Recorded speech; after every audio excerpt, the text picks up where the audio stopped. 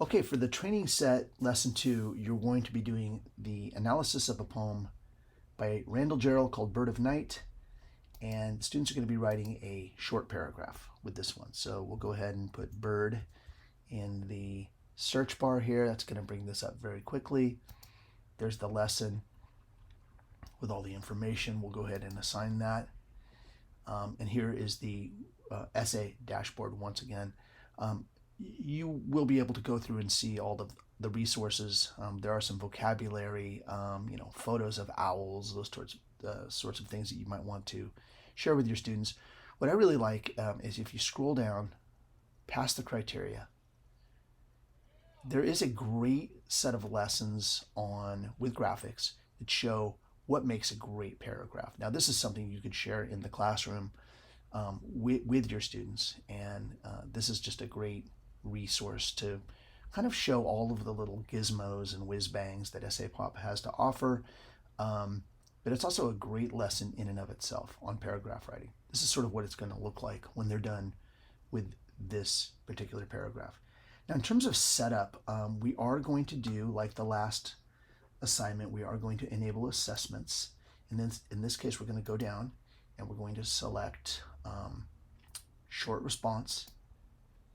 And this will give you a menu of things that you could score for this particular assignment. So let's go ahead and let's not give ourselves too many things. We want to save a little time. We'll hit thesis and we're going to select analysis. So just 2 items. We want to work on those claims. We want to work on their ability to, analyze using their own words here. And again, let's allow students to make assessments on one another. So that'll be part of the setup of this essay. And then let's go ahead and set up a pre-write. I want you to see what happens here. When I hit this toggle, you'll notice up here a little light bulb showed up. Let me do that again so you can see it. No light bulb. There's the light bulb. Now when I click on the light bulb, it allows me to begin setting up a pre-writing activity for my students. So in other words, we can set up some guiding questions, some pre-questions that the students will see when they click into the assignment. So we'll show you what that looks like when we populate it. All right, so you can see here that we have populated some Post-its, and it's very simple. It's sort of a Jamboard style situation where the Post-its can be moved around. The teacher can pre-populate these with a title, as I've done here. You can put in your guiding question here, and then when the students see it on their end, they'll be able to write their answers in the Post-it. Okay, here's an empty Post-it here. Again, I could put a title here, put my guiding question here that the students will see. If I click on this twice, I can change the color of the Post-it to any color I would like. And if I want to generate a new Post-it, I would hit the plus sign down here, and that's going to bring a new Post-it up for me to add to the pile. And the students can add their own Post-its as well, which is kind of cool. So if they want to do additional brainstorming, they can on their own. Also, keep in mind that I can set up a timer for this. So if I want to give the students, say, 15 minutes to work on this, that kind of keeps them in a limited time frame, which is important because some students will spend all day on their brainstorming. I can make this a required quick write, so it very prominently jumps up when they hit the assignment. They'll know that they have a pre-write that's required. Something to keep in mind too, that there's a limit to how many characters the students can write in these Post-its. I believe it's 250 characters, so it's sort of a tweet length sized Post-it. Again, we want to limit how much they're writing in this brainstorming area because we want their real writing to happen in the actual paragraph or essay that they're going to be composing. One little thing here, notice this little orange ball here? If you have any problems at all during any of your experiences, click on this and send us a message. We have live chat. Just thought I'd point that out. Okay, so this is the setup of the pre-writing Jamboard, and we'll show you what that looks like on the student end next. So when the students go to their assignments, they'll see that you've assigned them this this lesson. They'll click on it. It'll take them to this card here, where they will put a title, their what we call metadata that will populate their MLA formatted document. And you'll notice they have one choice, and that is to go to their pre-write. So remember, we set that up. So when the students click on the pre-write, the prompt will come up, the criteria, and they can begin. They have 15 minutes. So when the students hit begin, there are the post-its that I've put in there, and this is what it looks like from the student point of view. Okay, so now the students will be able to begin answering the questions here, and they'll write in the post-it.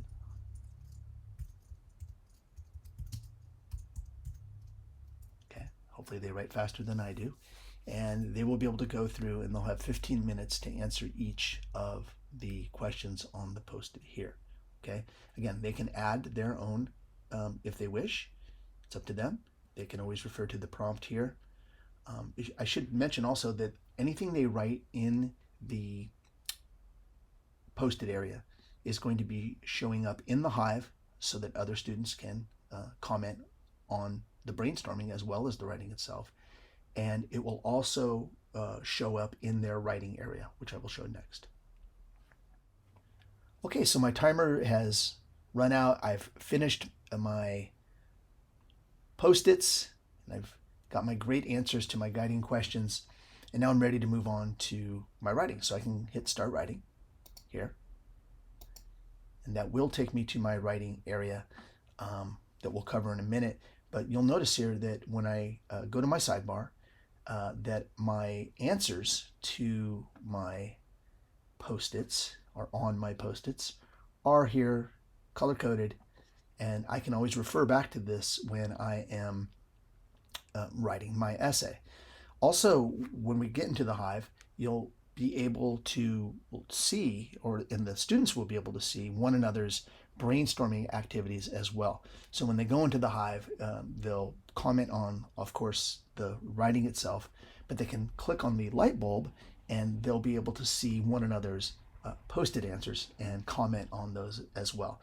So trying to keep everything as interactive as possible, both on the writing end and on the brainstorming end. Bird of Night Part 5 and Action. So when the students do get to the writing area and they are here, they'll have 4 basic boxes for this simple paragraph. They'll have their thesis or claim, research or evidence in green, interpretation or elaboration in purple, and a closing statement of some sort. The students will write here. You'll notice that there is helper text in each of these boxes, which will go away when they start to write. They also have access to help. Now, over here in the sidebar, if they want to look at the prompt, they would simply click on the exclamation point and be able to see the prompt and criteria. But if they do want some individual help on individual elements, of course, as the teacher, you'll be teaching them what these things are, but sometimes they want to go to a reference. So if I want to know what's happening with research or evidence, well, what is that? I can easily go here and begin to see models of research and evidence in context. And there are many different types here, as you can see, that students can look through. These can also be used as lesson pieces from the teacher as well. But anything that I click on, if I just click the title, the models are going to come up for that particular element that the student would like help on. Also, the sentence starters here, if I click on these, I will be able to go through and find starters that I would like to use to begin my statement of that particular piece of writing. You'll notice it pops in there, and the students can continue from there. The helper text has, as you can see, gone away, and the students will write in these areas. So the writing is done. You click the check mark indicating that you're finished with your writing. Go to the beehive icon to go to the Hive. Here's where you're going to see your collection of classes. The students can see your writing, of course, all color-coded. There's my thesis, there's my evidence. Students can leave me feedback just as I can go and click on their classes and leave them feedback. Here is my period 1. Again, it's color coded.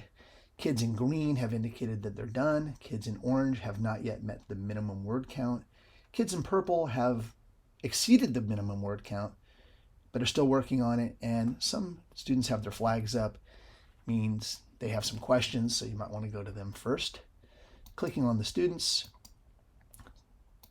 takes you to the writing itself, where we can leave feedback for the general essay, as you can see here, or we can click on the individual areas and leave feedback organically simply by writing it in the window and posting it, or going to our favorite, the auto commentary, that has plenty of great sentence starters. Students have access to this too, by the way.